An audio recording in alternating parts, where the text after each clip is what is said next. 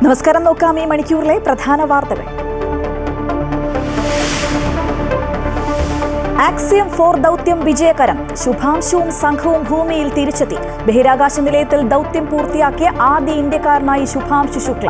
നേട്ടം പ്രചോദനമെന്ന് പ്രധാനമന്ത്രി നരേന്ദ്രമോദി. ആനന്ദ കണ്ണീരോടെ കുടുംബം.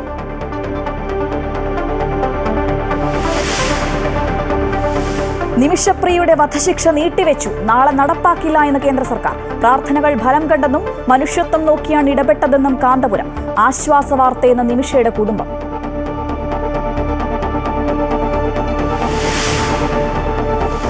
ഓൺലൈൻ ടാക്സികൾക്കായി ഏകീകൃത കൂലിയും യാത്രക്കാർക്ക് പരിരക്ഷയും ഉറപ്പാക്കുന്ന നയം നടപ്പാക്കാൻ സർക്കാർ. ട്രാൻസ്പോർട്ട് സെക്രട്ടറിക്കും കമ്മീഷണർക്കും ചുമതല. നടപടി അമൃത വാർത്തകളെ തുടർന്ന്.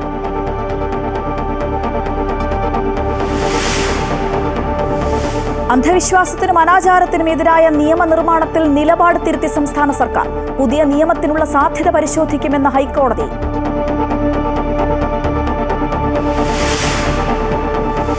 കീം പരീക്ഷാഫലം റദ്ദാക്കിയ ഹൈക്കോടതി വിധി പരിഗണിക്കുന്നത് സുപ്രീംകോടതി നാളത്തേക്ക് മാറ്റി. സർക്കാർ നയമല്ല നടപ്പിലാക്കിയ രീതിയാണ് പ്രശ്നമെന്ന് സുപ്രീംകോടതി. കേരളം ഹർജി നൽകുമോ എന്ന് കോടതി. പ്രവേശനത്തെ ബാധിക്കുന്ന നടപടി എടുക്കില്ല എന്നും സുപ്രീംകോടതി. ലോർഡ്സ് ടെസ്റ്റിൽ വിരലിന് പരിക്കേറ്റ ഋഷഭ് പന്തിന് 4ാം ടെസ്റ്റിൽ കളിക്കാനാകുമോ എന്ന ആശങ്ക. ഇംഗ്ലണ്ട് ടീമിൽ പരിക്കേറ്റ ഷോയ് ബഷീറിന് പകരം ലിയാം ഡോസൻ കളിക്കും. 4ാം ടെസ്റ്റ് 23-ന് മാഞ്ചസ്റ്റർ. ഇന്ത്യൻ ബഹിരാകാശ സഞ്ചാരി ശുഭാംശു ശുക്ല ഉൾപ്പെടുന്ന ആക്സിയം 4 ദൗത്യ സംഘം ഭൂമിയിൽ തിരിച്ചെത്തി. ഇന്ത്യൻ സമയം വൈകിട്ട് 3 മണിയോടെ കാലിഫോർണിയയ്ക്ക് സമീപം പസഫിക് സമുദ്രത്തിൽ ഡ്രാഗൺ ഗ്രേസ് പേടകം ഇറങ്ങി. 18 ദിവസം നീണ്ട ഗവേഷണം പൂർത്തിയാക്കിയാണ് 4-അംഗ സംഘം മടങ്ങിയെത്തിയത്.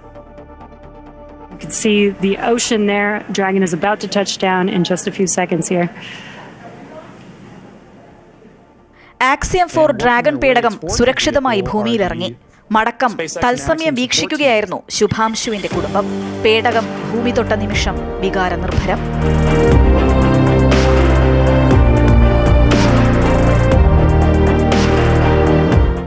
सभी लोगों का आभार प्रकट करते हैं जिन्होंने हमारे बच्चे को आशीर्वाद दिया और मिशन पूरा हुआ, उसके लिए सबको हम आभार प्रकट करते हैं। और साथ में आप लोगों का भी धन्यवाद जो आप लोगों ने इतना सबको दिखाया, पूरी मेहनत की, दुनिया को दिखाया कि कैसे गया और कैसे आया बेटा, मतलब पूरा आप लोगों ने दिखाया। इसके लिए आप सबको बहुत बहुत धन्यवाद। बहुत प्राउड मोमेंट है हमारे देश के लिए भी और पूरे नेशन, मेरे लिए और पूरे नेशन के लिए ऑफ कोर्स। പേടകത്തിന്റെ വാതിൽ തുറന്നപ്പോൾ ആദ്യം പുറത്തിറങ്ങിയത് പെഗ്ഗി വിറ്റ്സൺ. രണ്ടാമനായി ശുഭാംശുവും. അഭിമാനത്തോടെ ഭാരതീയർ അത് കണ്ട് കൈയടിച്ചു.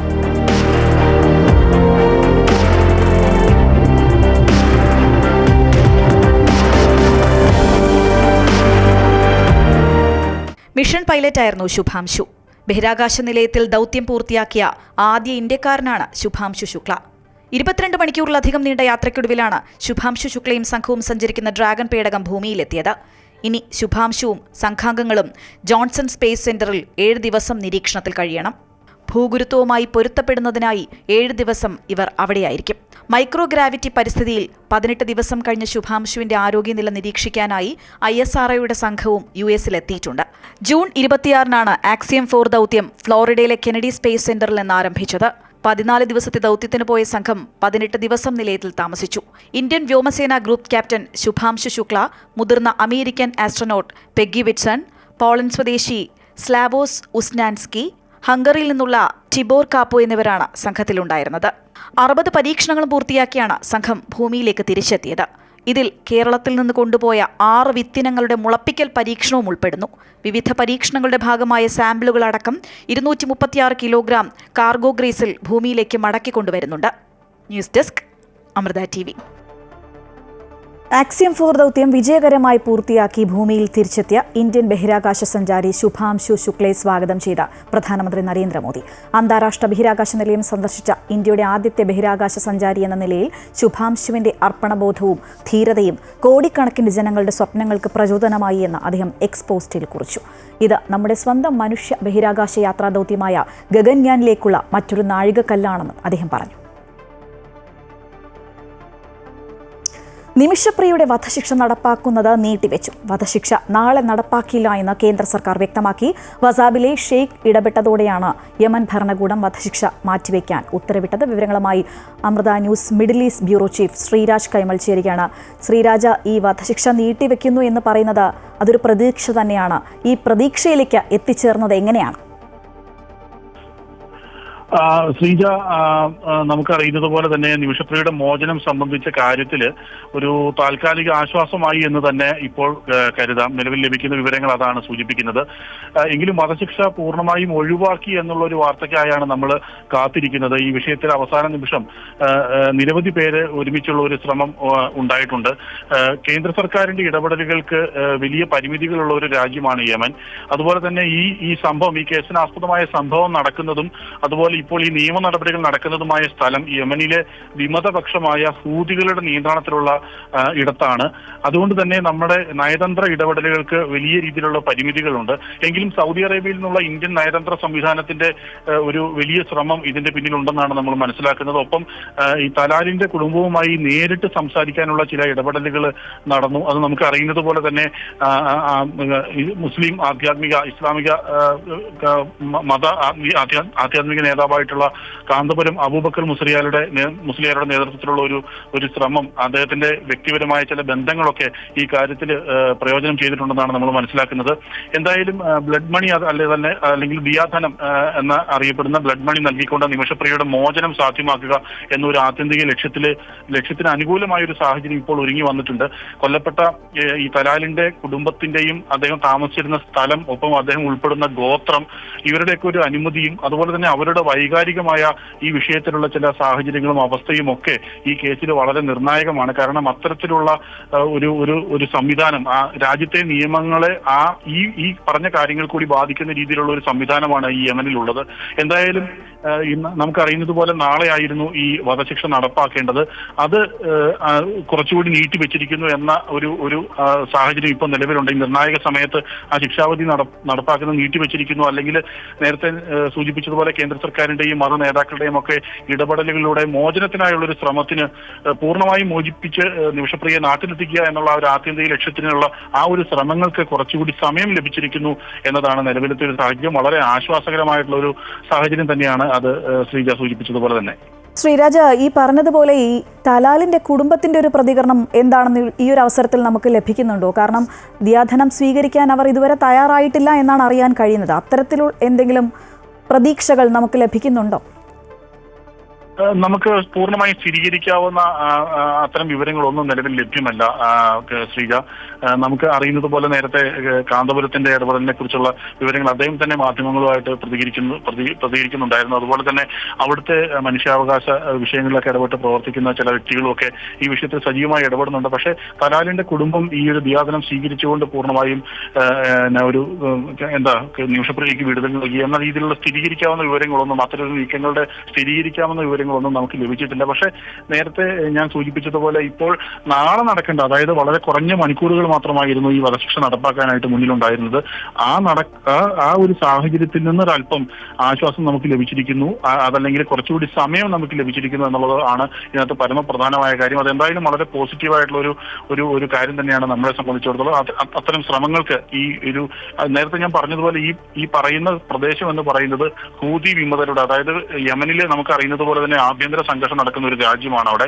അതുകൊണ്ട് തന്നെ അവിടുത്തെ രാഷ്ട്രീയ നിലപാടുകൾ, അവിടുത്തെ രാഷ്ട്രീയ സ്വാധീനത്തിന്റെ കാര്യത്തിനകത്തൊക്കെ ഒരുപാട് നമുക്ക് പോലും അറിയാത്ത പല കാര്യങ്ങളുമുണ്ട്. അതുകൊണ്ട് തന്നെ നയതന്ത്ര ഇടപെടലുകളുടെ കാര്യത്തിനകത്ത് ഒരുപാട് പരിമിതിയുണ്ട്. ഇന്ത്യ ഇന്നലെ സുപ്രീം കോടതിയിൽ അത് ഇന്ത്യയുടെ ഭാഗത്ത് നിന്ന് പറഞ്ഞിട്ടുള്ള കാര്യങ്ങളും അങ്ങനെയാണ്, ഇന്ത്യ കൊടുത്തിട്ടുള്ള വിവരങ്ങളും അത്തരത്തിൽ തന്നെയാണ്. ഈ നയതന്ത്ര ഇടപെടലുകളുടെ ഒരു പരിമിതി ഒരു വലിയ പ്രശ്നം തന്നെയായിരുന്നു. പക്ഷേ എങ്കിലും നമ്മൾ മനസ്സിലാക്കുന്നതനുസരിച്ചിട്ട് സൗദി അറേബ്യയിൽ നിന്നുള്ള ഇന്ത്യൻ നയതന്ത്ര കാര്യാലയമാണ് ഈ യമനിലുള്ള നമ്മുടെ നയതന്ത്ര ഡിപ്ലോമാറ്റിക് മിഷൻ കാര്യങ്ങളൊക്കെ കൈകാര്യം ചെയ്യുന്നതാണ് നമ്മൾ മനസ്സിലാക്കുന്നത്. സൗദി അറേബ്യയിലെ ഇന്ത്യൻ നയതന്ത്ര കാര്യാലയത്തിന്റെ ഒരു ഇടപെടൽ ഈ കാര്യത്തിൽ വളരെ സജീവമായി തന്നെ ഉണ്ടായിരുന്നു. അപ്പോൾ അതുകൊണ്ട് പല തലത്തിൽ ഈ ഒരു ശ്രമം നടക്കുന്നുണ്ട്. പക്ഷേ ഈ തലാലിന്റെ കുടുംബവുമായി നേരിട്ട് സംസാരിക്കാനോ അത് സംബന്ധിച്ച് അവരുടെ ഭാഗത്തു നിന്നുള്ള അവരുടെ പക്ഷത്തു നിന്നുള്ള എന്തെങ്കിലും കൃത്യമായ വിവരങ്ങൾ ഇന്നതാണ് എന്ന് നമുക്ക് പറയാൻ പാകത്തിനുള്ള സ്ഥിരീകരിക്കുന്ന ഒരു വിവരങ്ങൾ നമുക്ക് നിലവിലില്ല. എന്തായാലും ഈ വധശിക്ഷ നാളെ നടക്കേണ്ട വധശിക്ഷ നീട്ടിവെച്ചിരിക്കുന്നു എന്നുള്ളതാണ് ഇപ്പോഴത്തെ ഒരു ആശ്വാസകരമായ കാര്യം. നമുക്ക് കുറച്ചുകൂടി സമയം മുന്നിൽ കിട്ടുന്നു എന്നുള്ളതാണ് ആശ്വാസകരമായ കാര്യം. ശ്രീജ, തീർച്ചയായും സമയം നീട്ടിക്കിട്ടുന്നു എന്ന് പറയുന്നത് ഒരു പ്രതീക്ഷ തന്നെയാണ്. നിമിഷപ്രിയയുടെ വധശിക്ഷ നടപ്പാക്കുന്നത് നീട്ടിവച്ചിരിക്കുകയാണ്. വിവരങ്ങളുമായി ഒപ്പം ചേരുകയായിരുന്നു ശ്രീരാജ് കൈമൾ. യമനിൽ വധശിക്ഷയ്ക്ക് വിധിക്കപ്പെട്ട പാലക്കാട് സ്വദേശിനി നിമിഷപ്രിയയുടെ മോചനത്തിനായി കാന്തപുരം AP അബൂബക്കർ മുസ്ലിയാരുടെ നേതൃത്വത്തിൽ നടക്കുന്ന ഇടപെടൽ ഫലപ്രാപ്തിയിലേക്ക്. നിമിഷപ്രിയയുടെ വധശിക്ഷ നാളെ നടപ്പാക്കുന്നത് തൽക്കാലത്തേക്ക് നീട്ടിവെച്ചു. മനുഷ്യത്വം നോക്കിയാണ് വിഷയത്തിൽ ഇടപെട്ടതെന്ന് കാന്തപുരം പ്രതികരിച്ചു. ഇടപെടലിനെക്കുറിച്ച് പ്രധാനമന്ത്രിയുടെ ഓഫീസിനെ അറിയിച്ചിട്ടുണ്ടെന്നും കാന്തപുരം പറഞ്ഞു. നിമിഷപ്രിയയുടെ നാളെ നടക്കേണ്ടിയിരുന്ന വധശിക്ഷ നീട്ടിവെച്ചത് സംബന്ധിച്ച് യമൻ അധികൃതരുടെ ഔദ്യോഗിക അറിയിപ്പ് ലഭിച്ചെന്ന് കാന്തപുരം AP അബൂബക്കർ മുസ്ലിയാർ പറഞ്ഞു. മനുഷ്യത്വം നോക്കിയാണ് വിഷയത്തിൽ ഇടപെട്ടത്. തങ്ങളുടെ ഇടപെടലിനെ കുറിച്ച് പ്രധാനമന്ത്രിയുടെ ഓഫീസിനെ അറിയിച്ചിട്ടുണ്ടെന്നും കാന്തപുരം പറഞ്ഞു. യമനിലെ ഉത്തരവാദപ്പെട്ട പണ്ഡിതന്മാരെ ബന്ധപ്പെടുകയും അവരോട് ഈ കാര്യങ്ങൾ മനസ്സിലാക്കി കൊടുക്കുകയും ചെയ്തു.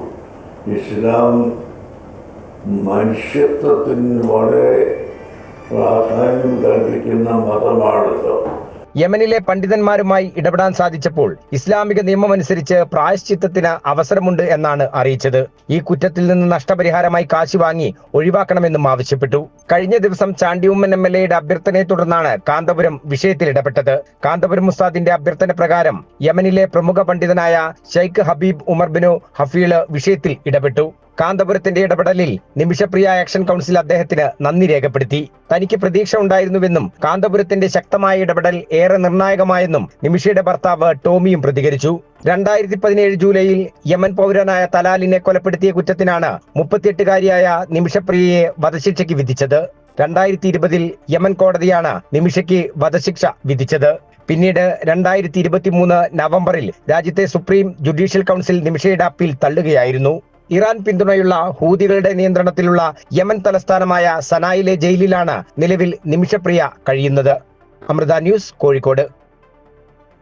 നിമിഷപ്രിയയുടെ ശിക്ഷ നടപ്പാക്കുന്നത് നീട്ടിവെച്ചു എന്ന വിവരം ആശ്വാസകരമെന്ന് മുഖ്യമന്ത്രി പിണറായി വിജയൻ. മനുഷ്യത്വവും സാഹോദര്യവും തുളമ്പുന്ന സുമനസ്സുകളുടെ അക്ഷീണ പ്രയത്നത്തിന്റെ ഫലമാണ് ഈ തീരുമാനം. ഇങ്ങനെയൊരു തീരുമാനത്തിലേക്ക് എത്തിച്ചേരാനിടയാക്കിയ കാന്തപുരം AP അബൂബക്കർ മുസ്ലിയാരുടെ ഇടപെടലിനെ മുഖ്യമന്ത്രി അഭിനന്ദിച്ചു. നിമിഷപ്രിയയ്ക്ക് നീതി ലഭിക്കുന്നതിന് വേണ്ടി പരിശ്രമിക്കുന്ന ആക്ഷൻ കൗൺസിലിനെയും മുഖ്യമന്ത്രി പരാമർശിച്ചു. നിമിഷപ്രിയയുടെ വധശിക്ഷ മരവിപ്പിക്കാൻ നിർണായക നീക്കങ്ങൾ നടത്തിയത് സൂഫി വര്യനായ Sheikh Habib Umar bin ഹഫീൽ.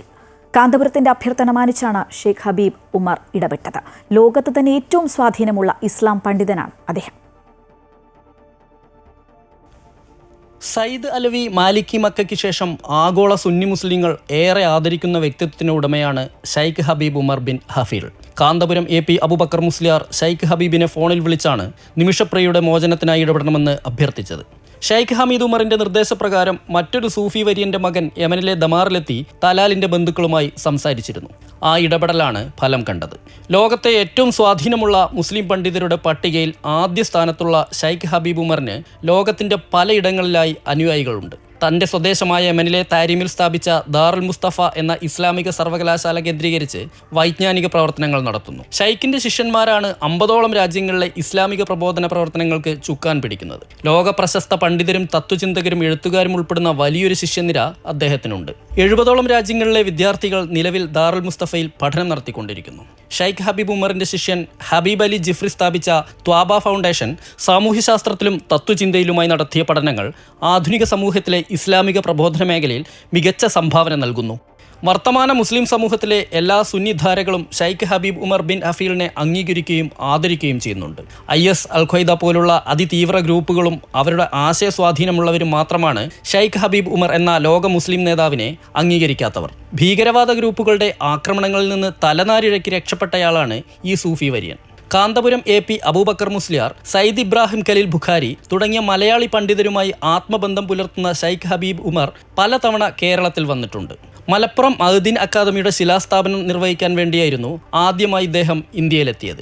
Markaz knowledge സിറ്റിയിലെ മസ്ജിദിന്റെ ഉദ്ഘാടനം നിർവഹിച്ചതും ഷൈഖ് ഹബീബ് ഉമർ ആയിരുന്നു. കാന്തപുരം AP അബൂബക്കർ മുസ്ലിയാർ അസുഖബാധിതനായപ്പോൾ അദ്ദേഹത്തെ സന്ദർശിക്കാൻ വേണ്ടിയായിരുന്നു ഷൈഖ് ഹബീബ് ഉമർ അവസാനമായി ഇന്ത്യയിലെത്തിയത്.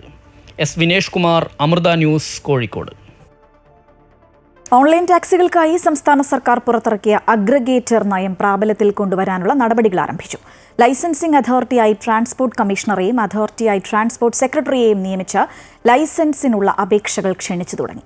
നയം പുറത്തിറക്കി 1 വർഷം പിന്നിടുമ്പോൾ അത് പ്രാബല്യത്തിൽ വരാത്തതിനെതിരെ അമൃത വാർത്തകൾ കഴിഞ്ഞ ദിവസം വാർത്ത നൽകിയിരുന്നു. സംസ്ഥാന സർക്കാരിന്റെ അംഗീകാരമില്ലാത്ത ഓൺലൈൻ ടാക്സികളിൽ യാത്ര ചെയ്യേണ്ടി വരുന്നവരുടെ ആശങ്കയും ടാക്സി ഓടിക്കുന്ന ഡ്രൈവർമാരുടെ വേതനം സംബന്ധിച്ചുള്ള ആകുലതയും വ്യക്തമാക്കിക്കൊണ്ട് കഴിഞ്ഞ ദിവസം അമൃത ന്യൂസ് വാർത്ത നൽകിയിരുന്നു. ഓൺലൈൻ ടാക്സികൾക്കായി 15 മാസം മുമ്പ് സംസ്ഥാന സർക്കാർ പുറത്തിറക്കിയ അഗ്രഗേറ്റർ നയം പ്രാബല്യത്തിൽ കൊണ്ടുവരണമെന്നും ഇവരുടെ ആശങ്ക അകറ്റണമെന്നുമായിരുന്നു ആവശ്യം. വാർത്തയ്ക്ക് പിന്നാലെയാണ് സർക്കാർ ഇതിനായുള്ള നടപടികൾ ആരംഭിച്ചത്.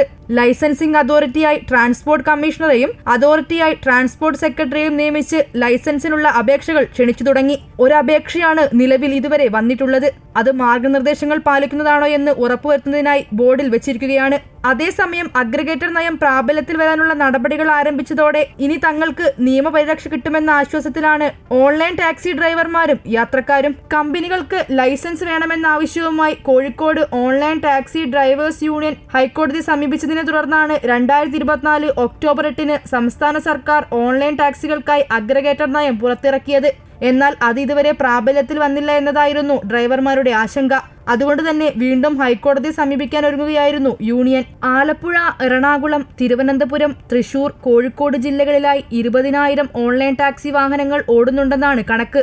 ഊബർ, ഓല, കേരള സവാരി, ജുബ്നോ തുടങ്ങിയവയാണ് പ്രധാനമായും സർവീസ് നടത്തുന്നത്. അമൃത ന്യൂസ്, കോഴിക്കോട്. അന്ധവിശ്വാസത്തിനും അനാചാരത്തിനും എതിരായ നിയമനിർമ്മാണത്തിൽ നിലപാട് തിരുത്തി സംസ്ഥാന സർക്കാർ. പുതിയ നിയമത്തിനുള്ള സാധ്യത പരിശോധിക്കുമെന്ന് ഹൈക്കോടതിയിൽ സർക്കാർ അറിയിച്ചു. അനാചാരങ്ങളും അന്ധവിശ്വാസങ്ങളും നിയന്ത്രിക്കാൻ നിയമം നിർമ്മിച്ചുകൂടെയെന്ന് നേരത്തെ ഹൈക്കോടതി സർക്കാരിനോട് ചോദിച്ചിരുന്നു. ഇക്കാര്യത്തിൽ നിയമം നിർമ്മിക്കാൻ കഴിയില്ല എന്നായിരുന്നു സർക്കാർ നിലപാട്. പകരം എന്ത് ചെയ്യാൻ കഴിയുമെന്ന ആശങ്കയും ഹൈക്കോടതി രേഖപ്പെടുത്തിയിരുന്നു. ഇന്ന് വീണ്ടും ഹർജി പരിഗണിച്ചപ്പോഴാണ് നിയമനിർമ്മാണം നടത്താം എന്ന നിലപാടിലേക്ക് സർക്കാർ മാറിയത്. എന്നാൽ അന്ധവിശ്വാസത്തെ എങ്ങനെ നിർവചിക്കും എന്ന ആശങ്ക സർക്കാരിനുണ്ട്. ടീം പരീക്ഷാഫലം റദ്ദാക്കിയ ഹൈക്കോടതി വിധിക്കെതിരായ ഹർജി പരിഗണിക്കുന്നത് സുപ്രീംകോടതി നാളത്തേക്ക് മാറ്റി. സർക്കാർ നയമല്ല നടപ്പാക്കിയ രീതിയാണ് പ്രശ്നമെന്ന് സുപ്രീംകോടതി. കേരളം ഹർജി നൽകുമോ എന്ന് കോടതി ആരാഞ്ഞു.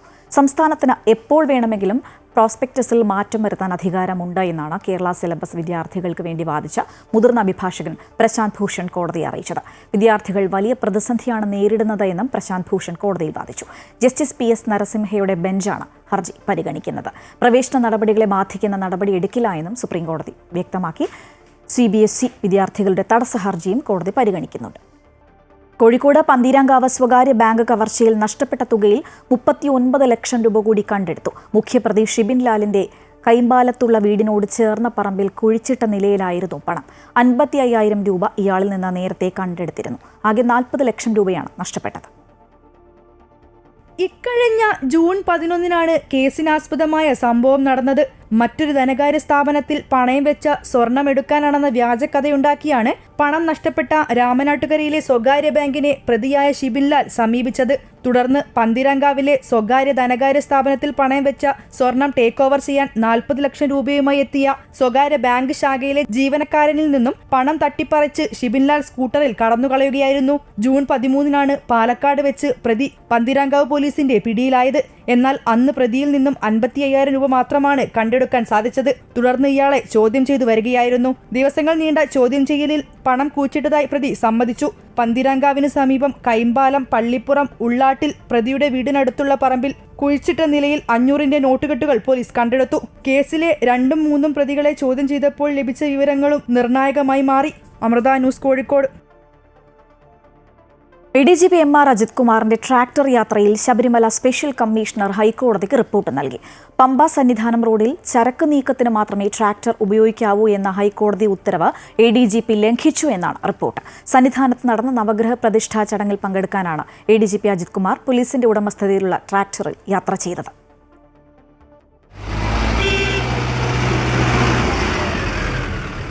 കഴിഞ്ഞ ശനിയാഴ്ച വൈകുന്നേരമാണ് ADGP MR അജിത് കുമാർ പമ്പയിൽ നിന്നും സന്നിധാനത്തേക്ക് സ്വാമി അയ്യപ്പൻ റോഡ് വഴി ട്രാക്ടറിൽ യാത്ര തിരിച്ചത്. അടുത്ത ദിവസം തിരിച്ചും ട്രാക്ടറിൽ മലയിറങ്ങി. പോലീസിന്റെ ട്രാക്ടറിൽ ക്യാമറകളില്ലാത്ത ഭാഗം നോക്കിയായിരുന്നു യാത്ര.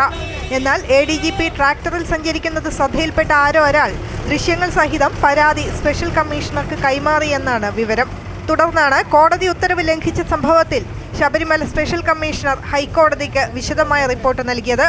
ചരക്ക് നീക്കത്തിന് മാത്രമേ ട്രാക്ടർ ഉപയോഗിക്കാവൂ എന്നും ഡ്രൈവറല്ലാതെ മറ്റൊരാളും അതിൽ ഉണ്ടാകാൻ പാടില്ലെന്നുമുള്ള ഹൈക്കോടതി ഉത്തരവ് ADGP ലംഘിച്ചു എന്നതടക്കം റിപ്പോർട്ടിൽ ചൂണ്ടിക്കാട്ടിയിട്ടുണ്ട്. റിപ്പോർട്ട് ഹൈക്കോടതിയുടെ ദേവസ്വം ബെഞ്ച് പരിശോധിക്കുകയും തുടർ നടപടികൾ സ്വീകരിക്കുകയും ചെയ്യും. ട്രാക്ടറുകളിൽ യാത്രക്കാരെ കൊണ്ടുപോകുന്നത് 12 വർഷം മുൻപാണ് ഹൈക്കോടതി നിരോധിച്ചത്. അയ്യപ്പന്മാരെ ഡോളിയിൽ ചുമന്ന് സന്നിധാനത്തെത്തിക്കുന്ന തൊഴിലാളികളുടെ ഹർജിയെ തുടർന്നായിരുന്നു ഉത്തരവ്. പണം വാങ്ങി സ്വാമിമാരെ കൊണ്ടുപോകുന്നത് തങ്ങളുടെ വരുമാനത്തെ ബാധിക്കുന്നു എന്നതായിരുന്നു അവരുടെ വാദം. ട്രാക്ടർ യാത്രാവാഹനമല്ലാത്തതും അന്ന് ഹൈക്കോടതി ചൂണ്ടിക്കാട്ടിയിരുന്നു. അമൃത ന്യൂസ്, പത്തനംതിട്ട. സ്കൂൾ സമയമാറ്റ വിഷയത്തിൽ നിലപാട് കടുപ്പിച്ച സമസ്ത. സമുദായത്തെ അവഗണിച്ച് മുന്നോട്ടു പോയാൽ തിക്തഫലം അനുഭവിക്കേണ്ടി വരും എന്നാണ് സമസ്തയുടെ മുന്നറിയിപ്പ്. സർക്കാരിനെതിരെ സമരം ശക്തമാക്കാൻ സമസ്ത EK ഏകോപന സമിതിയിൽ തീരുമാനമായി. സ്കൂൾ സമയമാറ്റത്തിൽ ചർച്ചയാവാമെങ്കിലും വിട്ടുവീഴ്ചയ്ക്കില്ലെന്ന് വിദ്യാഭ്യാസ മന്ത്രി വ്യക്തമാക്കിയതോടെ സമസ്ത നിലപാട് കടുപ്പിക്കുന്നു. സമസ്തയുടെ നിയന്ത്രണത്തിലുള്ള മദ്രസ ബോർഡാണ് ശക്തമായ പ്രക്ഷോഭത്തിനൊരുങ്ങുന്നത്. ഇന്ന് കോഴിക്കോട് തുടരുന്ന യോഗത്തിലാണ് സമസ്ത നിലപാട് കടുപ്പിച്ചത്. സർക്കാർ നിലപാടിൽ മാറ്റമില്ലെങ്കിൽ സമസ്തയുടെ എല്ലാ ഘടകങ്ങളെയും ചേർത്ത് സമരം ശക്തമാക്കും. ചർച്ചയിൽ പ്രായോഗിക നിർദ്ദേശങ്ങൾ സമസ്ത സമർപ്പിക്കും. അനുകൂല തീരുമാനമുണ്ടാവുന്നില്ലെങ്കിൽ സമരം സമസ്തയുടെ എല്ലാ ഘടകങ്ങളും ഒന്നിച്ച് കൂടുതൽ ശക്തമാക്കാൻ ഈ യോഗം തീരുമാനിച്ചു. സ്കൂൾ സമയം രാവിലെ 15 മിനിറ്റ് നേരത്തെയാക്കിയത് മദ്രസ പഠനത്തെ ബാധിക്കുമെന്ന് സമസ്ത ചൂണ്ടിക്കാട്ടിയിരുന്നു. സമുദായ സംഘടനകളുമായി ആലോചിക്കാതെയാണ് സ്കൂൾ സമയമാറ്റം നടപ്പാക്കിയതെന്നായിരുന്നു സമസ്തയുടെ ആരോപണം. സ്കൂൾ കാര്യങ്ങൾ സർക്കാരാണ് തീരുമാനിക്കുകയെന്ന് മന്ത്രി V ശിവൻകുട്ടി മറുപടി നൽകിയിരുന്നു. അമൃത ന്യൂസ്, കോഴിക്കോട്. സ്കൂൾ സമയമാറ്റ വിവാദത്തിൽ തുറന്ന ചർച്ച വേണമെന്ന് മുതിർന്ന കോൺഗ്രസ് നേതാവ് രമേശ് ചെന്നിത്തല. സർക്കാർ ഇങ്ങനെ ഒരു തീരുമാനമെടുക്കുമ്പോൾ ബന്ധപ്പെട്ട സംഘടനകൾക്ക് ചർച്ച ചെയ്യേണ്ടതായിരുന്നു. വിദ്യാഭ്യാസ മന്ത്രി ഇപ്പോൾ പറയുന്നത് തീരുമാനം മാറ്റാനല്ല, കാര്യങ്ങൾ ബോധ്യപ്പെടുത്താനാണ് സംഘടനകളുമായി ചർച്ച എന്നാണ്. സമസ്ത ഉൾപ്പെടെയുള്ള സംഘടനകൾക്ക് ഇതേക്കുറിച്ച് വ്യക്തമായ ബോധ്യമുണ്ടെന്നും അദ്ദേഹം കോഴിക്കോട് പറഞ്ഞു. സർക്കാർ ഇത്തരം തീരുമാനമെടുക്കുന്നതിന് മുമ്പ് ബന്ധപ്പെട്ട ആളുകളുമായി ചർച്ച നടത്തേണ്ടത് ആവശ്യമല്ലേ? അദ്ദേഹം ആദ്യം പറഞ്ഞ് ചർച്ച ചെയ്യില്ല, വീണ്ടും പിന്നെ പറയുന്നു ചർച്ച ചെയ്യുമെന്ന്. ഇപ്പം പറയുന്നു ചർച്ച തീരുമാനം മാറ്റാനല്ല, ബോധ്യപ്പെടുത്താനാണ്. പിന്നെന്തിനാ ചർച്ച? അവരൊക്കെ ബോധ്യമുള്ളത് കൊണ്ടല്ലേ സമരം ചെയ്യുന്നത്. സർക്കാർ ചാൻസലർ തർക്കങ്ങൾ മാത്രമായി ഉന്നത വിദ്യാഭ്യാസ മേഖല അധപ്പതിച്ചുവെന്ന് പ്രതിപക്ഷ നേതാവ് VD സതീശൻ. കുട്ടികളാണ് ഇവരുടെ തർക്കത്തിൽ ഇരകളാകുന്നത്. ഇതിനെതിരെ സംസാരിക്കുന്ന പ്രതിപക്ഷത്തോട് കയ്യും വെട്ടും കാലും വെട്ടും, വേണ്ടി വന്നാൽ തലയും വെട്ടും എന്നാണ് സർക്കാരിന്റെ ഭീഷണിയെന്നും VD സതീശൻ കൊല്ലത്ത് പറഞ്ഞു.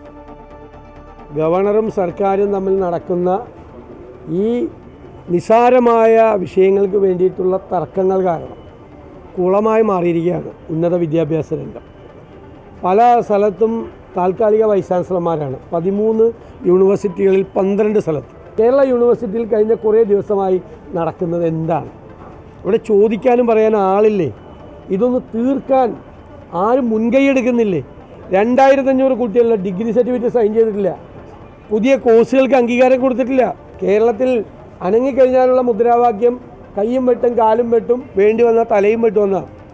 അതാണ് സർക്കാരിന് നേതൃത്വം കൊടുക്കുന്ന പാർട്ടിക്ക് കേരളത്തിലെ ജനങ്ങളോട് പറയാനുള്ളത്. അതാണ്.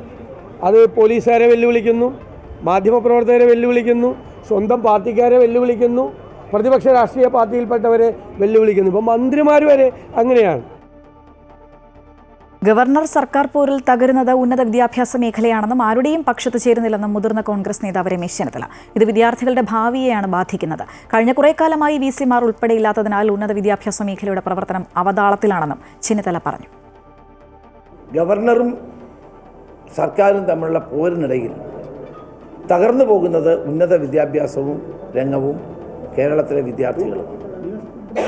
കുട്ടികൾക്ക് സമയത്ത് പരീക്ഷ നടത്താൻ കഴിയുന്നില്ല, സർട്ടിഫിക്കറ്റുകൾ കൊടുക്കുന്നില്ല, സർവകലാശാലകളുടെ പ്രവർത്തനം അവതാളത്തിലാകുന്നു. ഇതിന് സർക്കാർ ഉത്തരവാദികളാണ്, ഗവർണർ ഉത്തരവാദിയാണ്. കേരള യൂണിവേഴ്സിറ്റിയിലേക്ക് പ്രതിഷേധ മാർച്ചുമായി SFI. സർവകലാശാലയിലെ ഭരണസ്തംഭനത്തിൽ പ്രതിഷേധിച്ചാണ് മാർച്ച് നടത്തിയത്. യൂണിവേഴ്സിറ്റി കോളേജിൽ നിന്ന് ആരംഭിച്ച മാർച്ചിൽ നിരവധി പ്രവർത്തകർ പങ്കെടുത്തു. താൽക്കാലിക വിസിമാർ യൂണിവേഴ്സിറ്റിയെ തകർക്കുന്ന കാഴ്ചയാണ് കാണാൻ സാധിക്കുന്നതെന്ന് SFI സംസ്ഥാന സെക്രട്ടറി PS സഞ്ജീവ് കുറ്റപ്പെടുത്തി. മനഃപൂർവ്വം യൂണിവേഴ്സിറ്റിയിൽ ഭരണസ്തംഭനം നടത്തുകയാണെന്നും അദ്ദേഹം ആരോപിച്ചു.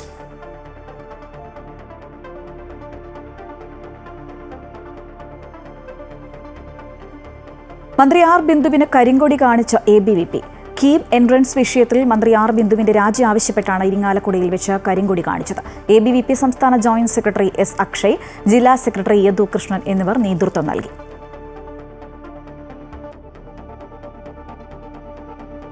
അനർട്ടുമായി ബന്ധപ്പെട്ട PM കുസും സൗരോർജ്ജ പമ്പ് പദ്ധതിയിലെ അഴിമതി ആരോപണത്തിൽ സമഗ്ര അന്വേഷണം ആവശ്യപ്പെട്ട് മുതിർന്ന കോൺഗ്രസ് നേതാവ് രമേശ് ചെന്നിത്തല.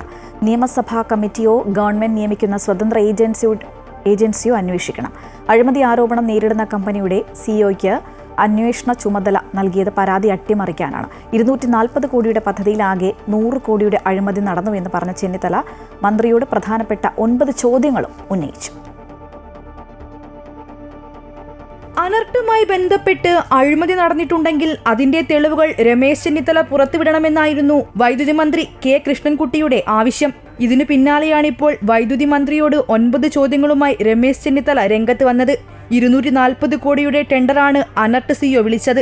5 കോടി രൂപയുടെ ടെൻഡർ മാത്രം വിളിക്കാൻ അധികാരമുള്ള സിഇഒ എങ്ങനെയാണ് 240 കോടി രൂപയുടെ ടെൻഡർ വിളിച്ചതെന്നും രമേശ് ചെന്നിത്തല ചോദിച്ചു. ഒരു കമ്പനിക്ക് ടെൻഡറിൽ മാറ്റം വരുത്താനുള്ള അധികാരം പോലും സിഇഒ നൽകിയെന്നും ഈ വിഷയത്തിലെ അഴിമതി നിയമസഭാ സമിതിയോ ഗവൺമെന്റ് നിയമിക്കുന്ന സ്വതന്ത്ര ഏജൻസിയോ അന്വേഷിക്കണമെന്നും ചെന്നിത്തല ആവശ്യപ്പെട്ടു.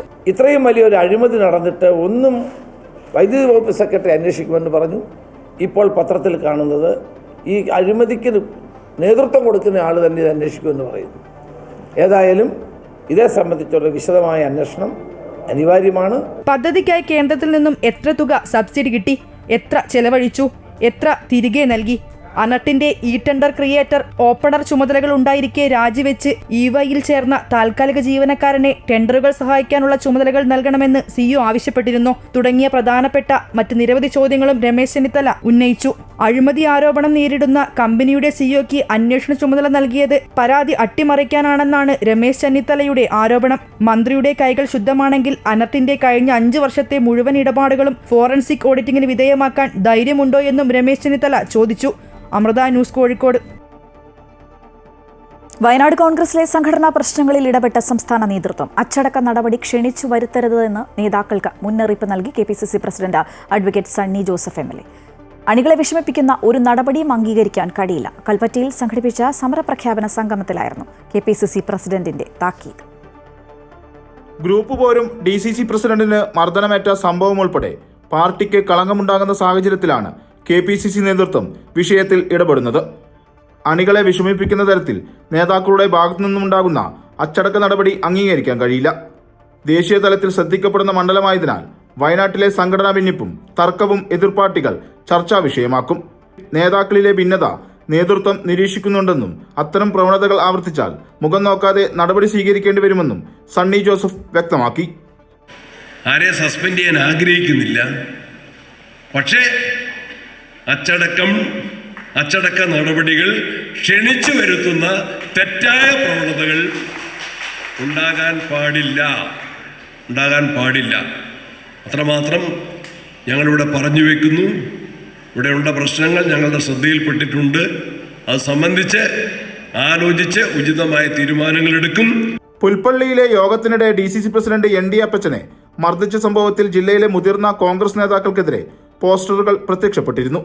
പ്രസിഡന്റിനെ കയ്യേറ്റം ചെയ്യാൻ കൂട്ടുനിന്ന മുൻ DCC പ്രസിഡന്റുമാരായ IC ബാലകൃഷ്ണൻ MLA, KL പൗലോസ് DCC ജനറൽ സെക്രട്ടറിയും മീനങ്ങാടി പഞ്ചായത്ത് പ്രസിഡന്റുമായ KE വിനയൻ എന്നിവരെ പാർട്ടിയിൽ നിന്നും പുറത്താക്കണമെന്ന് ആവശ്യപ്പെടുന്ന പോസ്റ്ററുകളാണ് ജില്ലയുടെ വിവിധ ഭാഗങ്ങളിൽ പ്രത്യക്ഷപ്പെട്ടത്.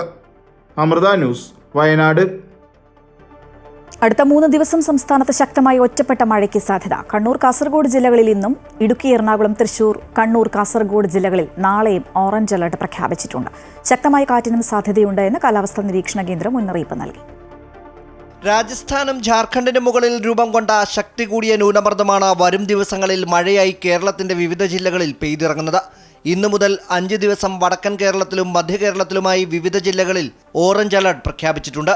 ഇന്ന് കണ്ണൂർ, കാസർഗോഡ് ജില്ലകളിലും നാളെ ഇടുക്കി, എറണാകുളം, തൃശൂർ, കണ്ണൂർ, കാസർഗോഡ് ജില്ലകളിലുമാണ് ഓറഞ്ച് അലർട്ട്. മറ്റന്നാൾ മുതൽ 3 ദിവസം വടക്കൻ ജില്ലകളിലെ മലപ്പുറം, കോഴിക്കോട്, വയനാട്, കണ്ണൂർ, കാസർഗോഡ് ജില്ലകളിലാണ് ഓറഞ്ച് അലർട്ട് പ്രഖ്യാപിച്ചിരിക്കുന്നത്. 19-ാം തീയതി ഇടുക്കി ജില്ലയിലും ഓറഞ്ച് അലർട്ടാണ്.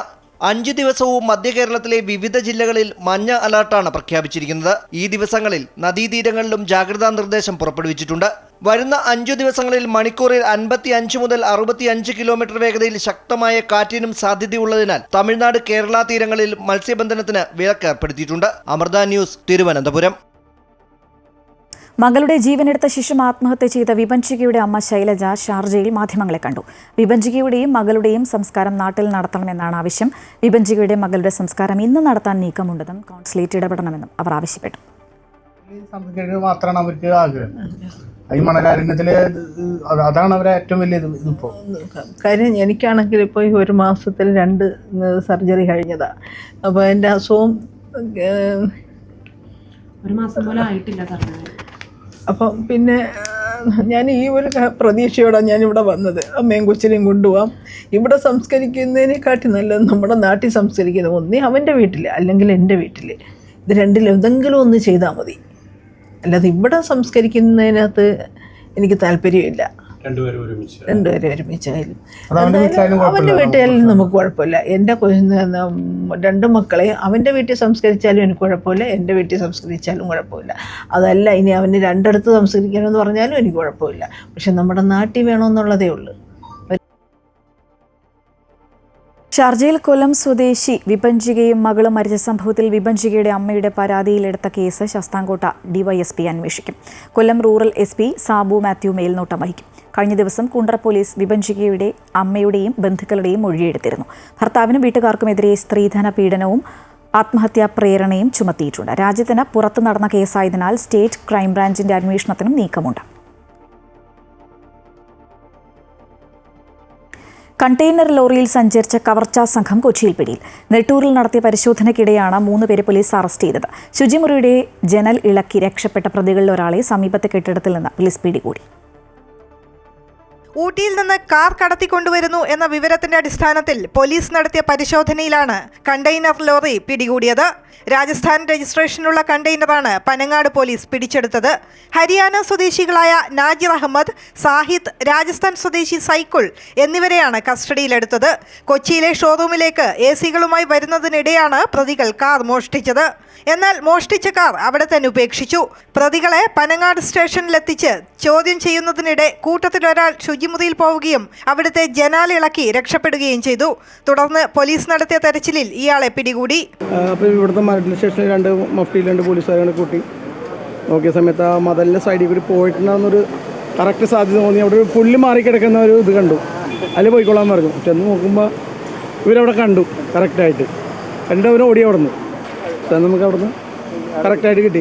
തമിഴ്നാട്ടിലെ കാർ മോഷണത്തിൽ ഇവർക്ക് പങ്കുണ്ടെന്ന് മൊഴികളിൽ നിന്ന് വ്യക്തമായിട്ടുണ്ടെന്ന് ACP രാജ്കുമാർ പറഞ്ഞു. അല്ല, അവരുടെ വാഹനത്തിൽ അങ്ങനെ ഒരു ഗ്യാസ് കട്ടറോ ഇതൊന്നും വെക്കേണ്ട കാര്യമില്ല. നിയമവിരുദ്ധമായിട്ടുള്ള കാര്യങ്ങൾ സൂക്ഷിച്ചാൽ അതിന്റെ നടപടി ഉണ്ടാവും. ഇവർക്ക് പ്രീവിയസ് കേസിന്റെ ഹിസ്റ്ററി ഉള്ളതുകൊണ്ടും കൂടിയാണ്.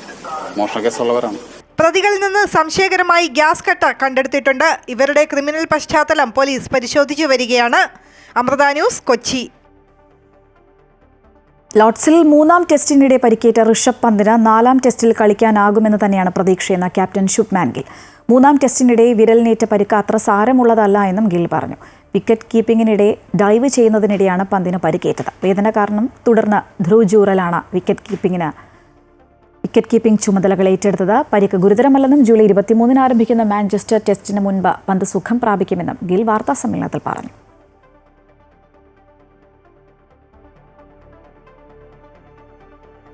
ആൻഡേഴ്സൺ ടെണ്ടുൽക്കർ ട്രോഫിയിലെ 4ാം ടെസ്റ്റിന് മുന്നോടിയായി ഇംഗ്ലണ്ട് ടീമിൽ വലിയ മാറ്റം വരുത്തി. പരിക്കേറ്റ ഷോയ് ബഷീറിന് പകരം 35 വയസ്സുകാരൻ ഇടം കയ്യൻ സ്പിന്നർ ലിയാൻ ഡോസനെ ഉൾപ്പെടുത്തി.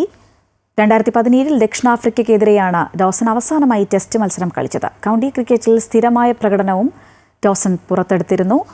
Jack Leach, Rehan Ahmed, Will Jacks, Jacob Bethell എന്നിവർ ഉണ്ടായിട്ടും യുവതാരങ്ങളെ സെലക്ടർമാർ ഒഴിവാക്കുകയായിരുന്നു. അനുഭവസമ്പത്തിനും ഫോമിനും മുൻഗണന നൽകാനാണ് ഇംഗ്ലണ്ട് സെലക്ടർമാർ മുൻഗണന നൽകിയത് എന്നാണ് സൂചന.